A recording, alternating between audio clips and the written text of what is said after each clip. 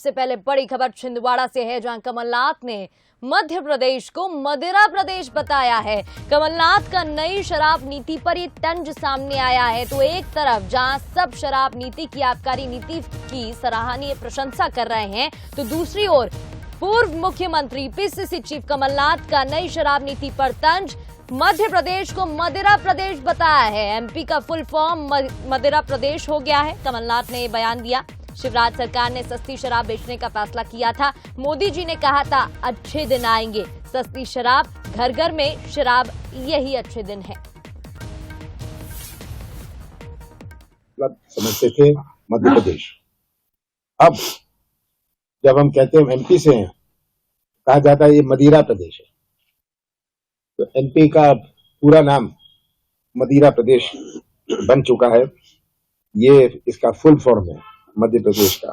शिवराज सरकार ने जो सस्ती शराब बेचने का फैसला किया था, ये मोदी जी कहते थे अच्छे दिन आएंगे। तो शिवराज जी ने सोचा कि अच्छे दिन मैं लाता हूं, सस्ती शराब, घर घर में शराब, और इससे अच्छे दिन आ जाएंगे। और चलिए इस खबर पर अधिक बातचीत करेंगे। एग्जीक्यूटिव एडिटर मनोज सैनी जी हमारे साथ जुड़ गए हैं। मनोज जी, ये मदिरा प्रदेश है, कमलनाथ ने ये बयान दिया है तंज कसते हुए। एक तरफ रामदेव बाबा से लेकर सभी आबकारी नीति की प्रशंसा कर रहे हैं, शराब नीति की प्रशंसा कर रहे हैं, और एक तरफ यहाँ कमलनाथ का तंज। देखिए, नई आबकारी नीति आई है तो सरकार ने कदम तो ठीक उठाया है कि अहाते बंद किए हैं। अहाते बंद करने का लाभ सीधे तौर पर लोगों को मिलेगा, लेकिन कई ऐसी विसंगतियां हैं जिसको कांग्रेस हमेशा मुद्दा बनाती है। तो कमलनाथ ने अब ये भी कह दिया, दरअसल पिछली जो आबकारी नीति थी उसमें दुकानें जो बढ़ाई गई तो अंग्रेजी के साथ देशी शराब भी मिलने लगी, और हुआ ये कि वो दुकानों की तादाद काफी बढ़ गई, और उसी को कहीं आधार बनाकर कमलनाथ ने ये कहा है कि मध्य प्रदेश का नाम मदिरा प्रदेश हो जाना चाहिए। लेकिन हमें लगता है वो कह बैठे, अब कहने के बाद फिर भारतीय जनता पार्टी की तरफ से लगातार हमले होंगे, जवाब मांगा जाएगा, क्या मध्य प्रदेश को आप बदनाम करने की कोशिश कर रहे हैं। तो अब देखते हैं कि बीजेपी की तरफ से क्या समझ आता है। लेकिन नई आबकारी नीति को लेकर सियासत लगातार गरमाई हुई है, विपक्ष हमलावर है और सरकार ये कह रही है कि हमने बहुत अच्छा काम किया है। कल हमने देखा कि धन्यवाद सभाएं भी हुई, मुख्यमंत्री का कई जगह आभार भी माना, लेकिन ऐसा लगता है कि चुनावी वर्ष में शराब की जो सियासत है वो भी थमेगी नहीं। जी, बहुत बहुत शुक्रिया मनोज जी तमाम बातचीत के लिए। तो देखिए, कमलनाथ ने मध्य प्रदेश को मदिरा प्रदेश बता दिया है, और ऐसे में आने वाले समय पर शराब नीति पर सियासत और भी गरमाने वाली है।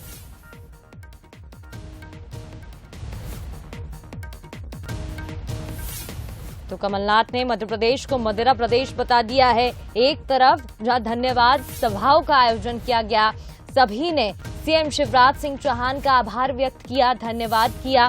देखिए, शराब की हम बात करते हैं तो ऐसे में राजस्व से जुड़ा मामला इससे जुड़ जाता है, कई मामले जुड़ जाते हैं, लेकिन कहीं ना कहीं शराब से अपराध भी बढ़ता है, ये सभी का मानना है। ऐसे में ये पहल सरकार की तरफ से, और अब कमलनाथ का ये तंज। और चलिए इस खबर पर हमारे साथ बीजेपी प्रवक्ता नेहा बग्गा जी जुड़ गई हैं, उनसे बातचीत करेंगे। नेहा जी, एक तरफ धन्यवाद सभाएं यहाँ पर आयोजित की जा रही हैं, धन्यवाद किया जा रहा है, प्रदेश के मुखिया का पहल की गई है एक अच्छी सामाजिक दृष्टि को देखते हुए, वहीं दूसरी तरफ कमलनाथ ने ये तंज कसा है, क्या मायने निकालें, कैसे देख रही हैं? देखिए, एक बात बहुत स्पष्ट है कि जहां पर मध्य प्रदेश की जनता माननीय मुख्यमंत्री जी का धन्यवाद कर रही है कि हादसे बंद करने का इतना बड़ा निर्णय उन्होंने लिया है सामाजिक हित में, मुझे लगता है कि कांग्रेस पार्टी को ये बर्दाश्त नहीं हो रहा है। जिस तरीके से उन्होंने डोर टू डोर शराब की बिक्री का निर्णय लिया था, जिस तरीके से महिलाओं के लिए अलग से बार पब खोलने की बात कमलनाथ जी ने की थी और लगभग उसका मसौदा बनके तैयार हो गया था, जिस तरीके से अन्य राज्यों में जहां पर कांग्रेस की सरकारें हैं शराबबंदी पर उनके कान में जू नहीं रेंगती है, इतने बड़े ऐतिहासिक निर्णय के बाद जो हताशा है वो कमलनाथ जी के वक्तव्य में सामने दिखाई दे रही है, क्योंकि वे जानते हैं कि जनता आज अगर किसी के साथ है तो माननीय मुख्यमंत्री जी के साथ है, आज बहनें और लाडलियां किसी के साथ है तो वो माननीय मुख्यमंत्री जी के साथ हैं, और कमलनाथ जी की जो मध्य प्रदेश को शराब में डुबाने की नीति थी वो आज समाप्त करती है भारतीय जनता पार्टी ने। और जिस तरीके से चुनाव सिर पर हैं, अब हताशा का ठीकरा कहीं ना कहीं फोड़ना ही है, तो कुछ ना कुछ उलझुल बोल के मुझे लगता है कि कांग्रेस पार्टी अपने आप को खबरों में बनाती है। जी नेहा जी, यहाँ पर लगातार देखा जा रहा है, सरकार की अगर बात करें तो सरकार की तरफ से इसे प्रशंसनीय ही बताया जा रहा है। रामदेव बाबा ने भी अभी सराहना की है। दूसरी तरफ यहाँ पर विपक्ष द्वारा इसे कहा जा रहा है कि करना है तो पूर्ण शराबबंदी करो, लेकिन देखिए पूर्ण शराबबंदी इतना आसान नहीं होता है। इसको आप कैसे देखती हैं? देखिए, एक स्ट्रैटेजिकली जो अभियान चलाया जाना चाहिए, भारतीय जनता पार्टी ने हमेशा उस प्रकार के अवेयरनेस के कार्यक्रम चलाए हैं जिससे जो ये सामाजिक बुराइयां हैं उससे लोग जागरूक हो सके। हाथों में जब शराब नहीं मिलेगी तो आसपास का वातावरण सुधरेगा, ये भी हम सब जानते हैं। और कांग्रेस जब पूर्ण शराबबंदी की बात करती है तो मैं तो पूछना चाहती हूँ कि राहुल गांधी जी ने हाथ में गंगा जल लेके कहा था कि छत्तीसगढ़ में, राजस्थान में शराबबंदी होगी।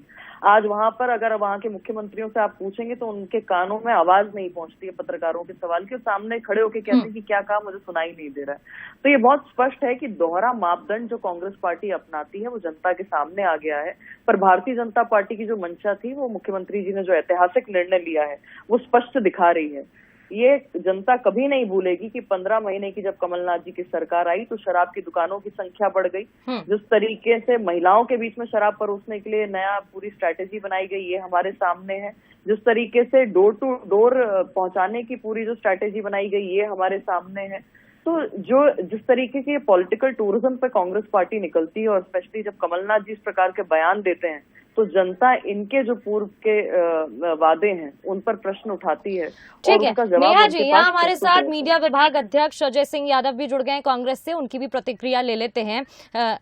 अजय जी, मैं जानना चाहूंगी, यहाँ पर कमलनाथ की तरफ से तंज कसा गया है शराब नीति को लेकर। लगातार हम देख रहे हैं विपक्ष की तरफ से, कांग्रेस की तरफ से ऐसे बयान आ रहे हैं, क्या कहना चाहेंगे इस पर? देखिए, जिस तरह की राजनीति मध्य प्रदेश में चल रही है, एक तरफ भाजपा का झूठ और दूसरी तरफ तथ्य। मध्य प्रदेश में जब से भाजपा सरकार बनी है, लगातार प्रदेश को मदिरा प्रदेश बनाने में भाजपा जुटी है।